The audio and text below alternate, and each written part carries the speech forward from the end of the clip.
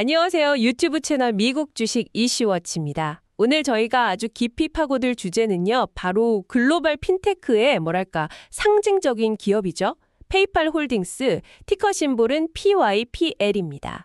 네, 저희가 조사한 바에 따르면 이 페이팔이 한때는 정말 혁신의 대명사였는데 최근 몇 년 동안은 좀 성장세가 둔화되는 거 아니냐, 또 경쟁은 엄청 치열해지고 있다, 이러면서 약간 어려운 시기를 보내고 있다는 평가가 꽤 많더라고요. 근데 또 동시에 보면 비용 절감에 막 힘쓰고 있고 수익성 중심으로 전략을 확 바꾸면서 뭔가 반등을 모색하고 있다, 뭐 이런 긍정적인 신호들도 나오고 있는 상황입니다. 그래도 오늘 이 시간에는 페이팔의 그 큰 그림 있잖아요.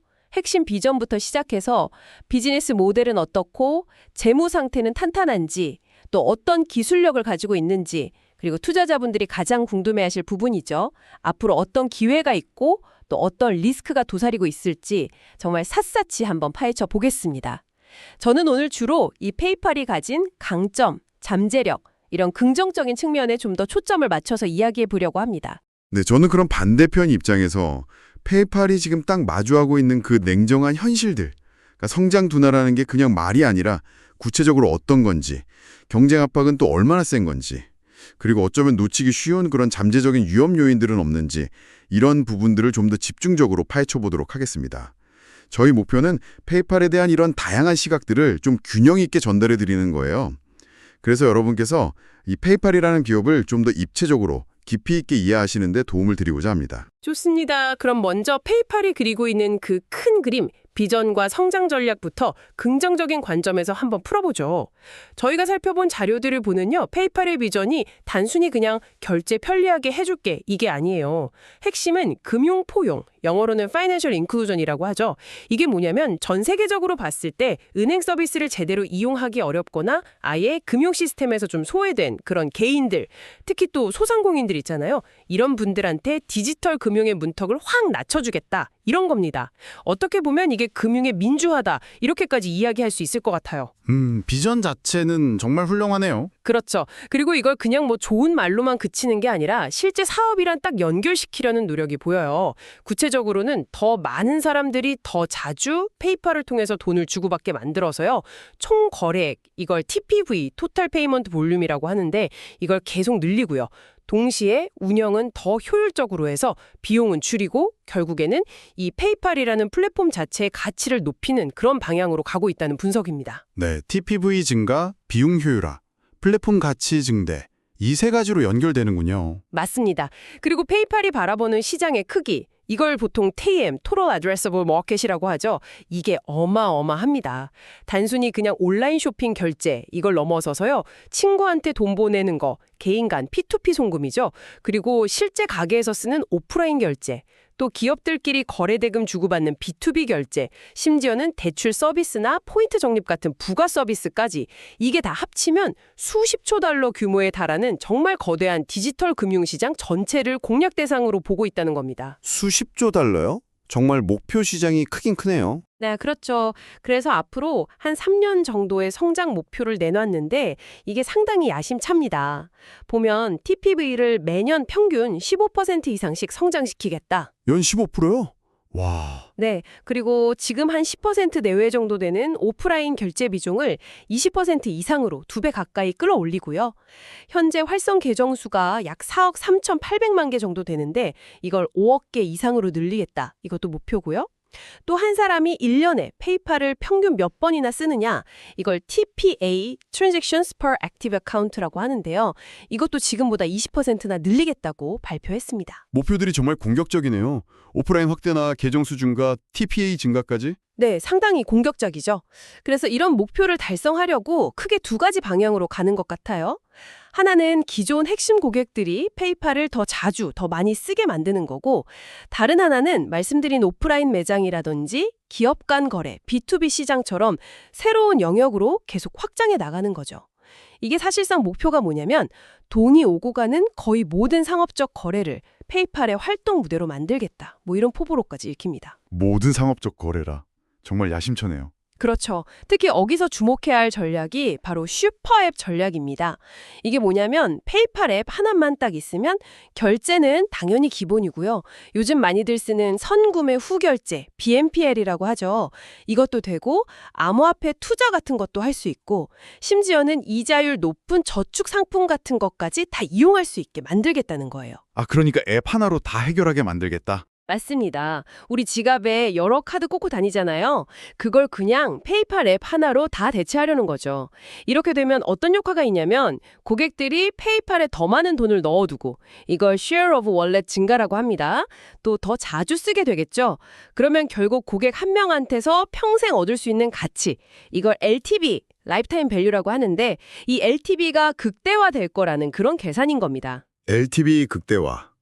슈퍼앱의 최종 목표군요. 네, 그리고 이 전략이 그냥 뜬구름 잡는 이야기가 아닌 이유 중 하나가 바로 LTV 대비 CAC 비율이에요.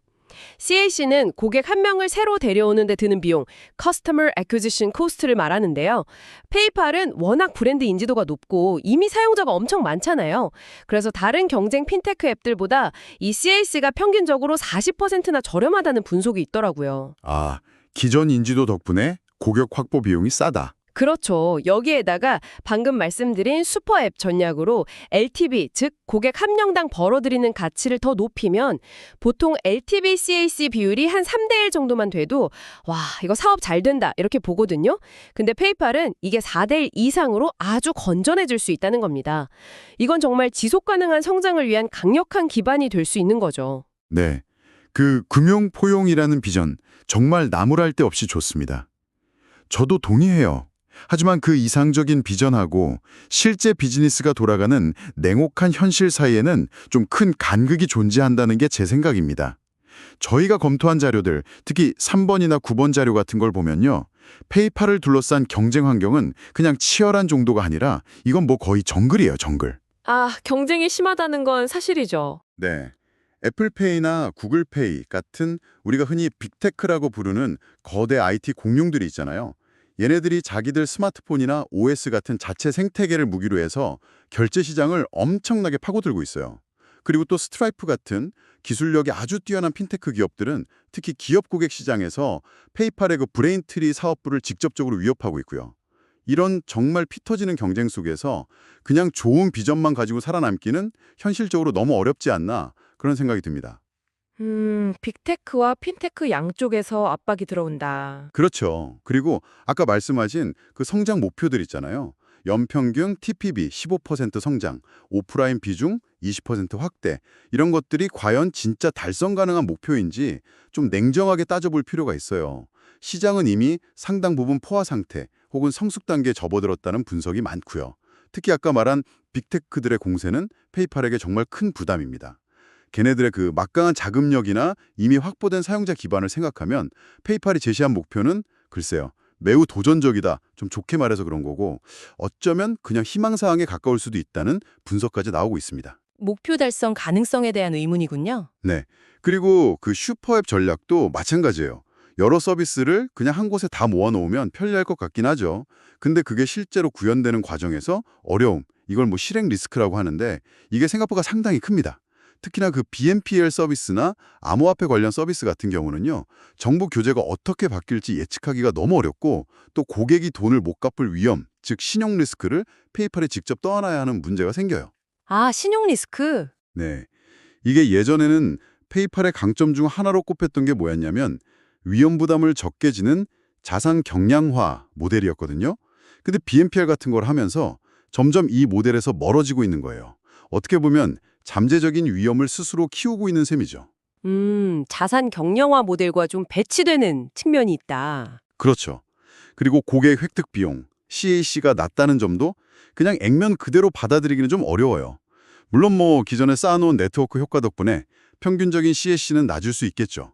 하지만 자료 1에서도 나오지만 페이팔에 새로 가입하는 사람들은 상당 부분 그냥 자발적으로 가입하거나 아니면 페이팔 쓰는 가게 주인이 추천해서 들어오는 경우가 많거든요.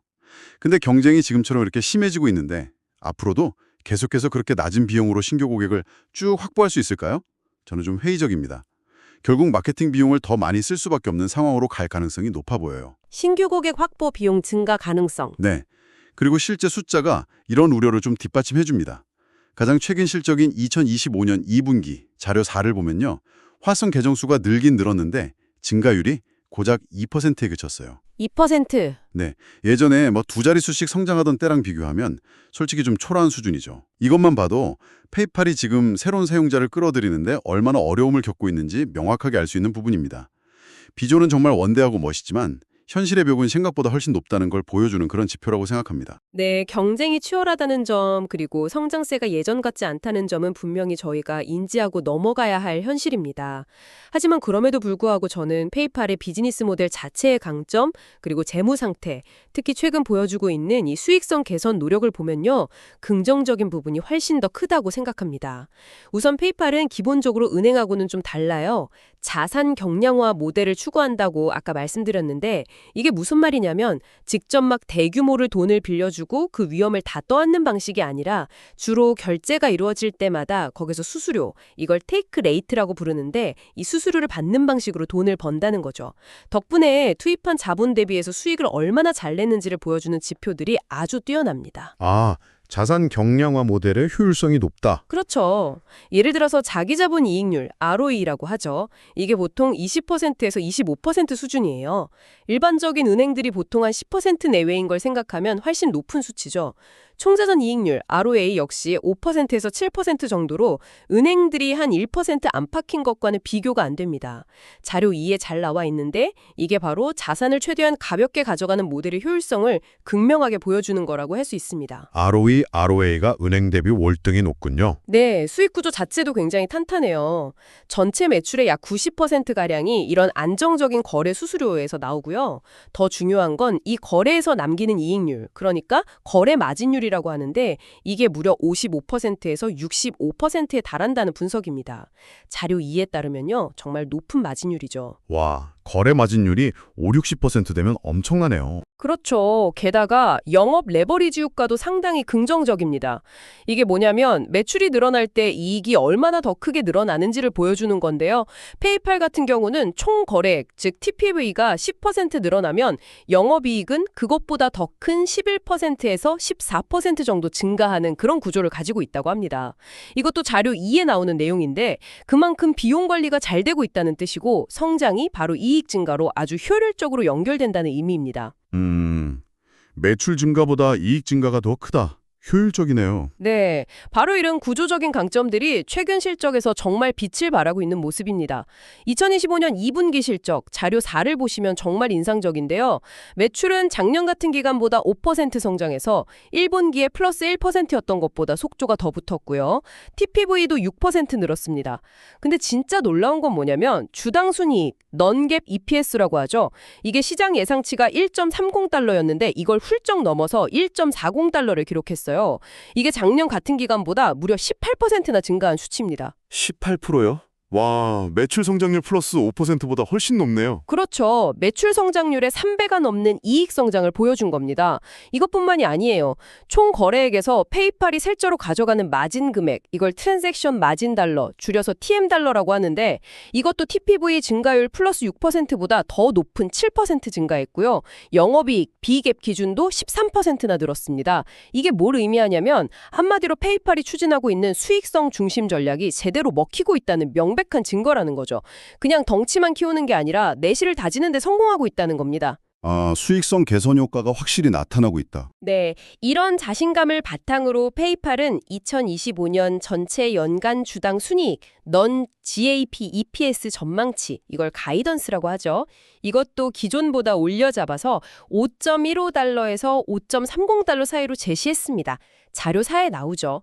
이게 작년보다 11%에서 최대 14%까지 더 벌겠다는 건데 앞으로도 수익성 개선이 계속될 거라는 경영진의 아주 강한 의지를 보여주는 대목이라고 생각합니다.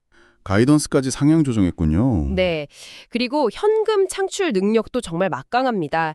1년에 보통 60억 달러에서 70억 달러 정도의 잉여 현금 흐름, FCF, 프리 캐시 플로우를 만들어낼 것으로 예상되는데요.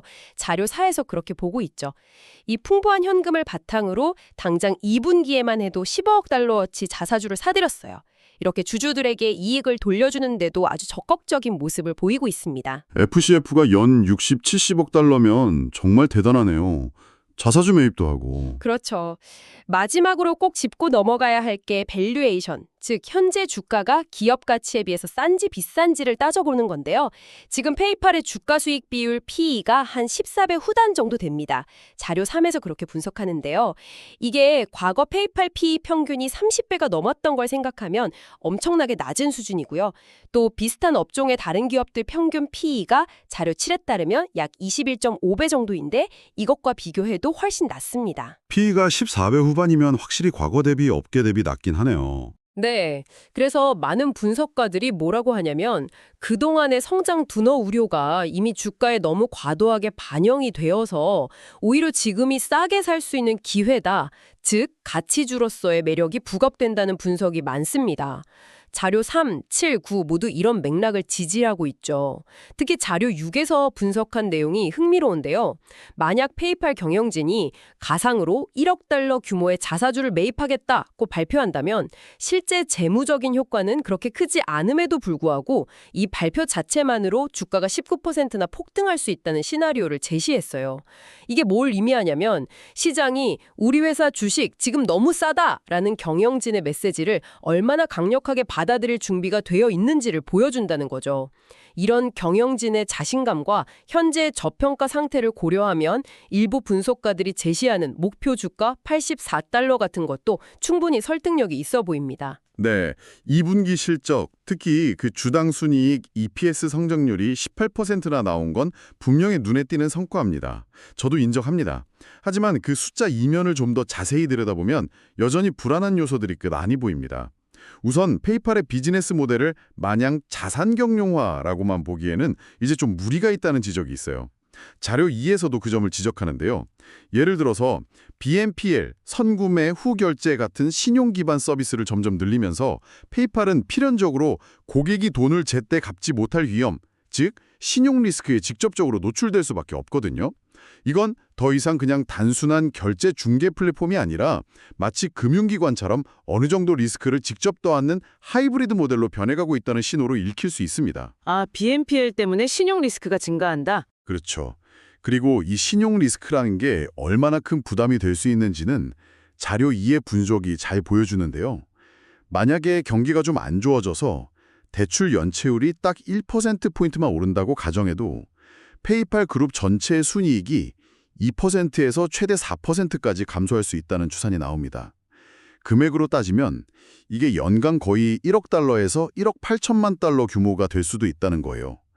아무리 결제 수수료로 돈을 잘 벌어도 경기 침체기 같은 때에는 이 신용 비용 증가가 결국 발목을 잡을 수 있다는 거죠. 연체율이 1%포인트 상승에 순이익 2에서 4% 감소면 꽤 민감하네요. 네, 상당히 민감하죠. 그리고 성장성 측면에서도 의문은 계속됩니다. 2분기 TPV 성장률이 플러스 6%로 1분기보다는 좀 낮았다고는 하지만 과거에 막 두 자릿수 성장을 구가하던 페이팔의 명성에는 여전히 한참 못 미치는 수치입니다. 여전히 저성장 국면에 있다는 현실을 부정하기는 좀 어려워 보입니다. 성장률 6%는 여전히 아쉽다는 말씀이시군요. 네. 그리고 페이팔 수익성이 어떻게 보면 아킬레스건이라고 할 수 있는 문제인데요. 바로 거래 수수료율, 테이크 레이트에 대한 하락 압력이 정말 심각한 문제입니다. 이 테이크 레이트라는 건 전체 거래액, TPV 중에서 페이팔이 수수료로 얼마를 가져가는지를 나타내는 비율인데요. 자료 5를 보시면 이게 장기적으로 계속 떨어지는 추세를 보이고 있어요. 2022년 4분기에는 1.88%였는데 2025년 1분기에는 1.68%까지 내려왔습니다. 테이크 레이트가 계속 하락하고 있다. 네, 이게 왜 큰 문제냐면요. 비자나 마스터카드 같은 주요 카드 네트워크 회사들의 테이크 레이트가 보통 2.5%에서 3.0 혹은 2.0%에서 2.5% 정도 되거든요. 그것과 비교하면 페이팔의 테이크 레이트는 현저히 낮은 수준입니다. 이게 뭘 의미하겠어요? 그만큼 페이팔의 가격 결정력이 약하고 경쟁사들로부터 받는 압박이 거세다는 방증이죠. 특히 기업 고객들을 대상으로 하는 서비스인 브레인트리의 마진율이 상대적으로 낮은 것이 전체 테이크 레이트를 끌어내리는 주요 원인 중 하나로 지목되고 있습니다. 아, 브레인트리 마진율이 낮아서 전체 평균을 깎아먹는다. 그렇죠. 더 심각한 건 뭐냐면요. 이 테이크 레이트 하락 추세와 주가 수익 비율 PE 하락 사이에 아주 강한 음의 상관관계, 그 수치가 무려 마이너스 0.8이나 된다는 분석 결과가 있다는 겁니다. 자료 5에서 이걸 보여주는데요. 이게 무슨 뜻이냐면 시장 참여자들이 테이크 레이트가 떨어지는 걸 보고 페이팔 수익성 앞으로 더 나빠지겠구나 라고 판단해서 페이팔 주식의 가치를 점점 더 낮게 평가한다는 거죠. 그래서 지금 페이팔 PE가 낮은 게 아까 말씀하신 것처럼 단순히 싸서 매력적인 게 아니라 이런 실질적인 수익성 악화 리스크를 시장이 이미 반영하고 있는 합리적인 결과일 수 있다는 해석도 충분히 가능합니다. 테이크 레이트 하락과 PE 하락이 강하게 연동되어 있다. 네. 만약에 앞으로 경쟁이 더 심해져서 테이크 레이트가 여기서 더 떨어져서 1.6% 수준까지 내려간다면 어떻게 될까요? 자료 5의 시나리오 분석에 따르면요. 최악의 경우 페이팔의 순이익은 8%에서 12%까지 감소할 수 있고 주가는 무려 15%에서 25%까지 추가로 하락할 수 있다는 그런 암울한 전망도 나옵니다. 이 테이크 레이트를 방어하는 것이 페이팔에게 얼마나 절실한 과제인지를 단적으로 보여주는 대목이죠. 테이크 레이트가 1.6%까지 떨어지면 주가가 최대 25% 하락. 심각하네요. 네. 그리고 잉여 현금 흐름 FCF가 많다는 점은 물론 긍정적인 요소입니다만 자료 4에서도 언급되었듯이 2분기 FCF가 작년 같은 기간보다 오히려 줄어드는 등 좀 변동성을 보인 점은 단기적으로 봤을 때 안정성에 대한 약간의 우려를 낳는 부분입니다. FCF가 약간 줄었다는 점도 있군요. 네. 마지막으로 아까 그 가상의 1억 달러 자사주 매입 효과에 대한 해석도 조금 더 냉정하게 볼 필요가 있다고 생각해요. 자료 6의 분석처럼 그로 인한 실제 EPS 증가 효과는 계산해보면 0.15% 미만으로 아주 미미합니다. 주가가 크게 뛸 수 있다는 그 분석은 재무적인 효과 그 자체보다는 어려운 상황 속에서 경영진이 보여주는 어떤 신뢰 회복 제스처에 대한 시장의 기대감, 즉 심리적인 효과가 더 크다고 봐야 할 것 같습니다. 이것만 가지고 목표 주가 84달러를 강력하게 뒷받침하기에는 좀 부족해 보인다는 게 제 생각입니다. 네, 경쟁 심화나 테이크 레이트 압박 같은 어려움이 분명히 존재하는 것은 사실입니다. 저도 그 부분은 인정합니다. 하지만 그렇다고 해서 페이팔이 가진 근본적인 경쟁 우위, 예를 들면 그 막강한 네트워크 효과라든지 핵심적인 기술 자산 같은 것들을 너무 과소평가해서는 안 된다고 생각합니다. 전 세계적으로 4억 3,800만 명이 넘는 사용자, 자료 4 참고와 수천만 개에 달하는 가맹점을 서로 연결하고 있는 이 거대한 네트워크 자체가요. 새로 시장에 진입하려는 경쟁자들이 쉽게 넘볼 수 없는 아주 강력한 경제적 해자, 이코노믹 모트 역할을 하고 있다는 거죠. 네트워크 효과가 여전히 강하다는 말씀이시죠? 네, 그렇습니다. 그리고 온라인에서 뭔가 결제한다고 할 때 많은 사람들이 자연스럽게 페이팔을 떠올릴 만큼 오랫동안 쌓아온 브랜드 신뢰도, 특히 보안이나 구매자 보호 정책에 대한 믿음 같은 것들도 결코 무시할 수 없는 중요한 자산입니다. 사용자들은 일단 페이팔을 좀 믿고 쓰는 그런 경향이 분명히 있거든요. 브랜드 신뢰도도 강점이고요. 네, 기술적인 측면에서도 강점이 많습니다. 자료 3을 좀 자세히 보면요. 우선 브레인트레이라는 서비스가 있어요. 이게 주로 대형 온라인 쇼핑몰 같은 큰 기업 고객들을 대상으로 하는 건데 이들을 페이팔 생태계로 끌어들이면서 페이팔 전체 거래액 TPV 성장을 이끄는 핵심 동력 역할을 톡톡히 하고 있습니다. 아까 말씀하신 것처럼 마진율은 좀 낮을 수 있어도 전체적인 외형 성장에 크게 기여하고 있다는 거죠. 브랜트레이가 TPV 성장을 견인한다. 그렇죠. 그리고 정말 잠재력이 큰 어떻게 보면 페이팔의 숨겨진 보물창고 같은 게 바로 웬모입니다. 웬모는 특히 미국에서 젊은 세대를 중심으로 P2P, 그러니까 개인 간 송금 시장을 거의 장악하다시피 하고 있어요. 활성 사용자 수가 무려 9,500만 명이 넘는다고 합니다. 자료 9 참고. 웬모 사용자 수가 9,500만 명? 엄청나네요. 네, 이게 왜 중요하냐면 미래의 핵심 소비 계층이라고 할 수 있는 젊은 세대를 이미 탄탄하게 확보하고 있다는 의미거든요. 그리고 웬모가 단순히 친구들끼리 돈 주고받는 기능에서 넘어서서 예를 들어 웬모로 결제하기, Pay with 웬모 같은 상업적인 기능들이 점점 더 활성화되면 그때부터는 본격적인 수익화 속도가 붙으면서 정말 엄청난 성장 엔진이 될 수 있다는 기대감이 큽니다. 일부에서는 웬모가 앞으로 연간 수십억 달러 규모의 새로운 수익원이 될 수도 있다고 전망하고 있어요. 자료 9. 웬모의 수익화 잠재력이 크다. 네. 그리고 앞서 언급했던 그 슈퍼앱 전략의 일환으로 추진 중인 여러 서비스들도 주목할 만합니다. BNPL 서비스, 암호화폐 거래 지원 기능, 그리고 페이팔이 자체적으로 만든 스테이블 코인인 PYUSD, 페이팔 USD, 이건 달러 가치에 연동되는 디지털 화폐라고 생각하시면 쉬워요. 또 인공지능 AI 기술을 활용해서 사용자에게 딱 맞는 상품을 추천해주는 맞춤형 커머스 기능 같은 것들이죠. 이런 다양한 서비스들은 단순히 중개 수수료만 받는 기존 방식에서 벗어나서 사용자 한 명당 더 많은 매출, 이걸 ARPO, Average Revenue per User라고 합니다. 를 올리고 또 거래 한 건당 얻는 수익성 자체를 높이는 데 기여할 것으로 기대됩니다. 자료 3. 슈퍼웹을 통한 ARPO 증대와 수익성 개선 맞습니다. 그리고 눈에 잘 보이지는 않지만 아주 중요한 기술력도 있습니다. 페이팔은 인공지능, AI와 머신러닝 기술을 굉장히 적극적으로 활용해서요. 금융사기나 부정거래 같은 것들을 효과적으로 막아내는 시스템을 계속해서 고도화하고 있습니다. 이를 통해서 불필요한 손실을 줄이고 결과적으로는 안정적인 수익 기반을 더욱 단단하게 다지는 거죠. 자료 3.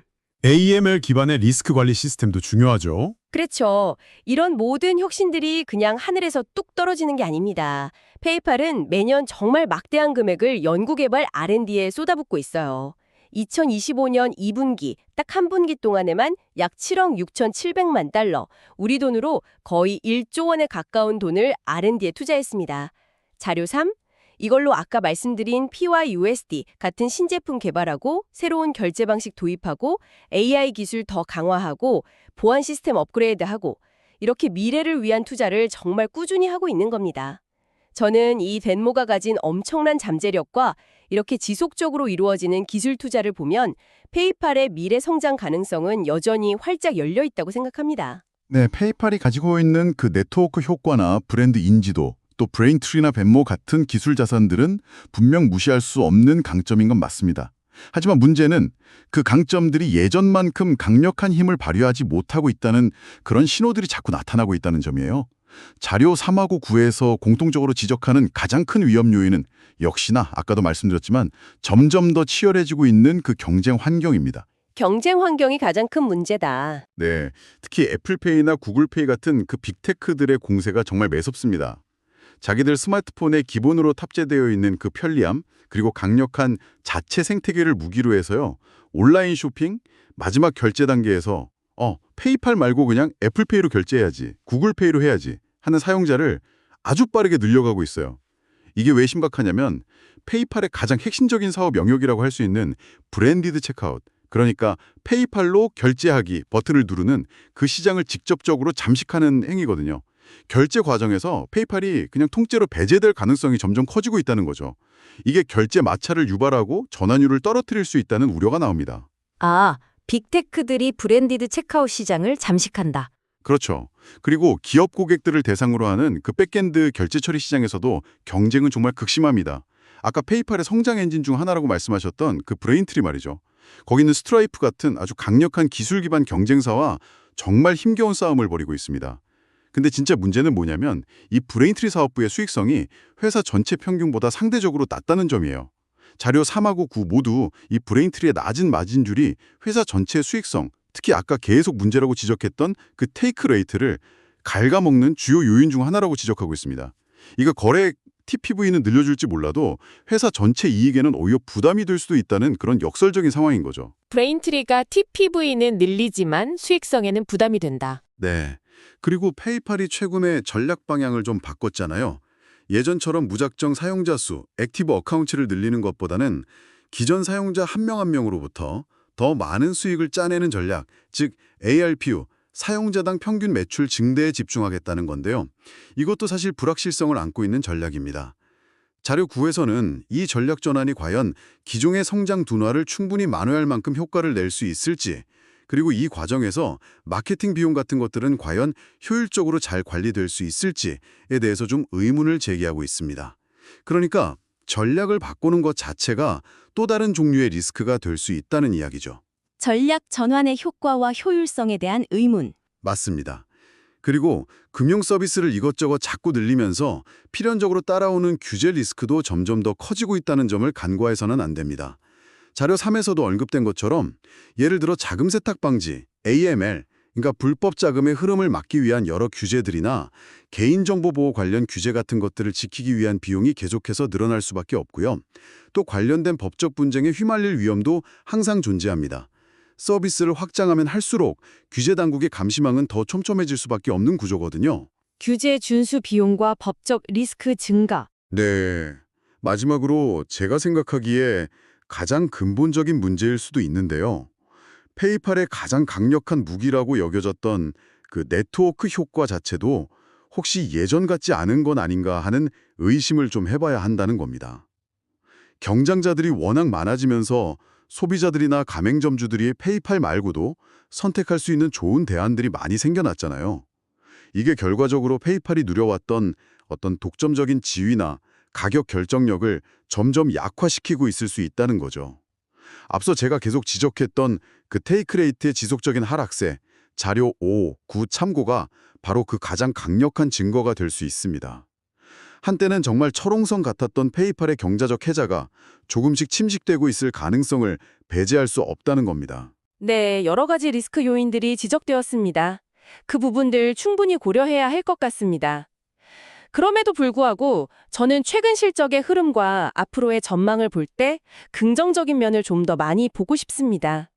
다시 한번 2025년 2분기 실적 자료 4를 강조하고 싶은데요.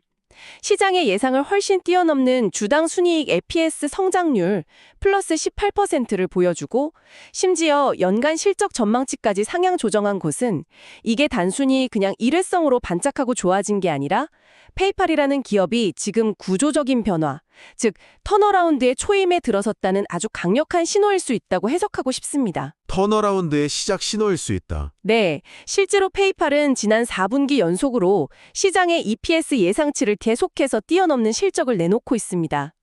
특히 이번 2분기에는 예상치보다 무려 7.7%나 더 높은 실적을 기록했죠. 자료 7 참고.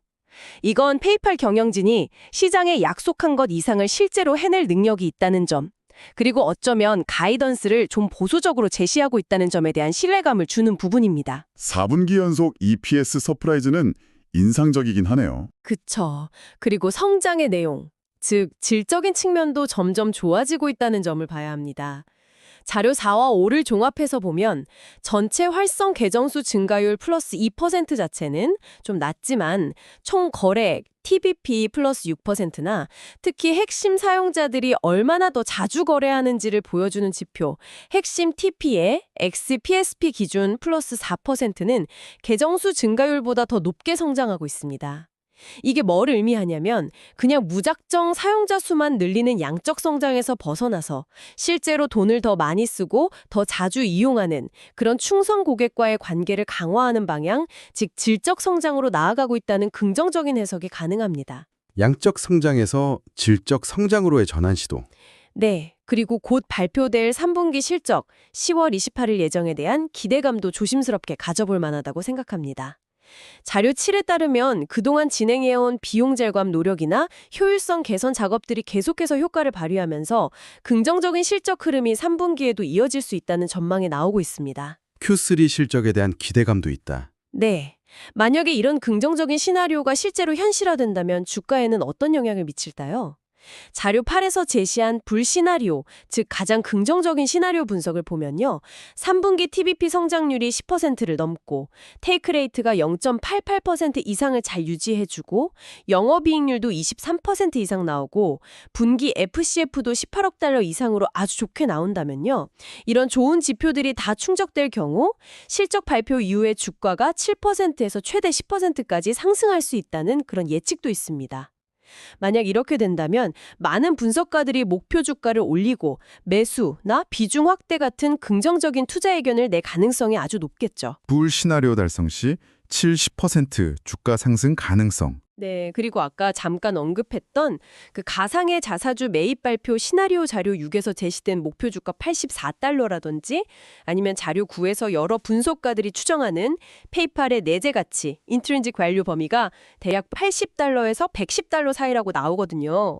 이런 점들을 고려하면 현재 주가 수준에서는 위쪽으로 열려있는 상승 여력이 상당히 크다고 볼 수 있습니다. 특히 만약에 웬모의 수익화 전략이 본격적으로 성공 가도를 달리기 시작한다면 저 내재 가치 범위의 상단인 $110 이상까지도 충분히 도달 가능하다고 보는 시각도 있고요. 아주 보수적으로 보더라도 현재 주가 대비 30% 이상의 상승 잠재력이 있다는 분석은 지금 시점에서 페이팔의 투자 매력을 상당히 높여주는 요인이라고 생각합니다. 네, 턴어라운드에 대한 기대감이 시장에 분명히 존재하는 것은 사실입니다. 저도 그 점은 부인하지 않겠습니다. 하지만 그 기대가 현실이 되기까지는 넘어야 할 산이 정말 많고 불확실성 또한 매우 높다는 점을 절대로 잊어서는 안 된다는 말씀을 드리고 싶습니다. 우선 성장 지표가 둔화되고 있다는 것은 그냥 기대감이 아니라 이건 엄연한 현실입니다. 2분기 TPV 정장률 플러스 6%, 활성 계정 증가율 플러스 2%, 자료 4참고라는 이 숫자는 아무리 긍정적으로 해석하려고 해도 저성장이라는 꼬리표를 떼어내기가 어렵습니다. 성장 둔화는 현실이다. 네. 그리고 다가올 3분기 실적에 대한 시장의 눈높이, 즉 컨센서스도 그렇게 높지가 않아요. 자료 7을 보면 3분기 EPS 컨센서스가 1.19달러로 잡혀 있는데 이게 2분기 실제 실적이었던 1.40달러보다 오히려 낮게 형성되어 있습니다. TBPB 컨센서스 역시 약 450억 달러 정도로 2분기에 기록했던 445억 달러와 거의 비슷한 수준이라서 이러면 성장 모멘텀이 다시 약해지는 거 아니냐는 우려가 나올 수밖에 없습니다. 지난 4분기 동안 계속 이어져 왔던 그 어닝 서프라이즈 행진이 어쩌면 이번 3분기에 멈출 가능성도 충분히 배제할 수 없다는 거죠. Q3 컨센서스가 Q2 실적보다 낮다는 점은 좀 걸리네요. 그렇죠. 만약에 실적이 시장의 기대에 못 미친다면 어떻게 될까요? 자료 8의 베어 시나리오, 즉 최악의 시나리오를 보면요. 3분기 TBPB 성장률이 8% 미만에 그치고 테이크 레이트가 0.85% 밑으로 떨어지고 영업이익률도 21.5% 미만, 분기 FCC도 14억 달러 미만, 이런 식으로 부진한 결과가 나온다고 가정하면요. 주가는 실적 발표 이후에 최대 6%에서 9%까지 하락할 수 있다는 그런 경고가 나옵니다. 만약 이런 상황이 발생한다면 투자자 입장에서는 투자 전략을 전면적으로 재검토하거나 심지어는 손절매까지도 고려해야 할 필요가 생길 수 있습니다. 베어 시나리오에서는 6에서 9% 하락 가능성? 네.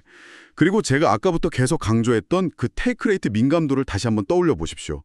자료 5의 분석처럼 만약에 정말 상황이 안 좋게 올라가서 테이크 레이트가 1.60% 수준까지 더 내려간다면 주가는 거기서 15%에서 최대 25%까지 급락할 우려가 있다는 분석이 있었습니다.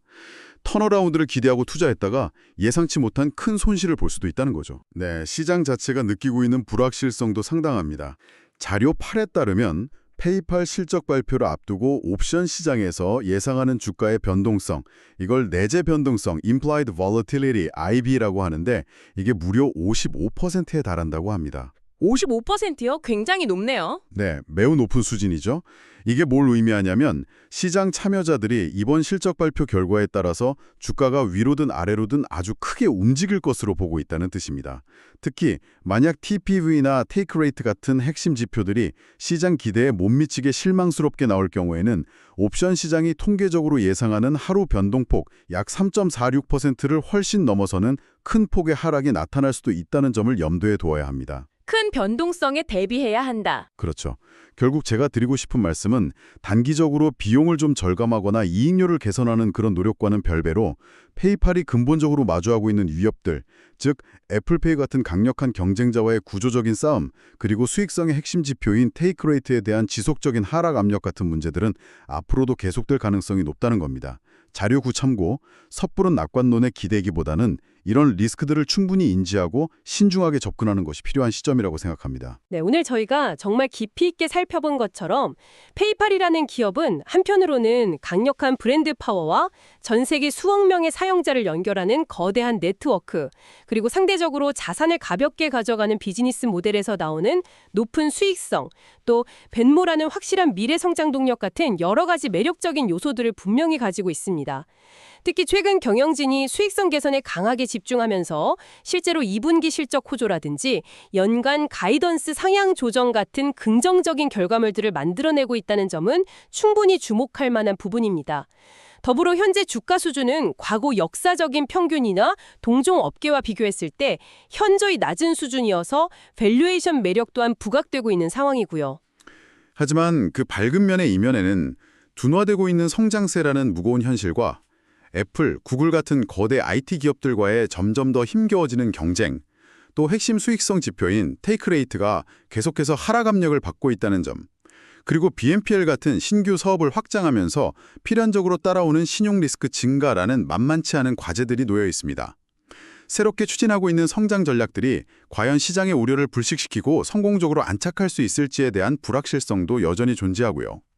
결국 시장은 이러한 복합적인 기회 요인과 위험 요인들을 현재 주가에 끊임없이 반영하면서 페이팔의 진정한 미래 가치를 저울질하고 있는 것으로 보입니다.